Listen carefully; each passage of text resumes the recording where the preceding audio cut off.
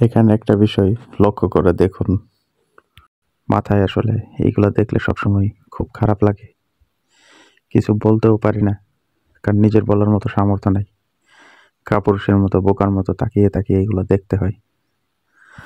আসলে মানুষ কতটা জঘন্য হতে পারে, যা এদিন না দেখলে বিশ্বাস করা যায় না। আর আমরা মুসলমান জাতিরা কতটা অসহায় আজ সারা পৃথিবীর বুকে। তাই এগুলো চোখে দেখার মতো আসলে আমার মুখ দিয়ে কথা বের হচ্ছে না, বা বলার মতো ভাষা নেই। এই শিশুটা কতটা আর্তনাদ, কতটা চিৎকার, কতটা কষ্ট করতেছে আল্লাহর দুনিয়াতে।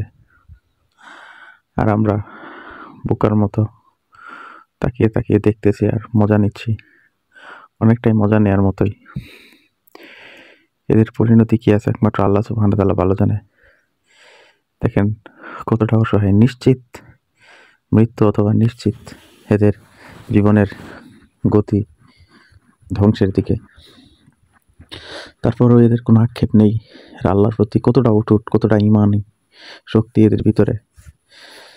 এরা আল্লাহর প্রতি এখনো নাখোশ হয় না, এবং আল্লাহর প্রতি এরা মোটেও বিরক্ত না। আল্লাহ এদেরকে হেফাজত করুক। আর আমাদের দোয়া করা ছাড়া কিছুই করার নেই। সত্যি বলতে বলার মতো ভাষা নেই। প্রতিটি ঘর থেকে এভাবে শিশু নির্যাতন, এভাবে শিশুকে ঘর থেকে বের করে টেনে এনে নির্যাতন করা। আজ পৃথিবীর মানবাধিকার কোথায়? কোথায় আজ জাতিসংঘ? কোথায় আজ হিউম্যানিটি?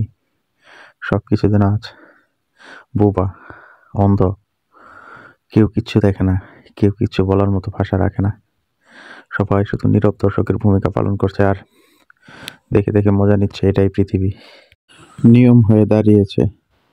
আমরা একজনে অত্যাচার সহ্য করে যাব, আর একজন অত্যাচার করে যাবে। যার শক্তি বেশি, যার বাহুর জোর বেশি, সেই পৃথিবীতে অন্যায় অত্যাচার করে টিকে থাকবে। আর যার বাহুর জোর নেই বা শক্তি নেই, সে সারা জীবন শুধু মার খেয়েই যাবে। এটাই নিয়ম।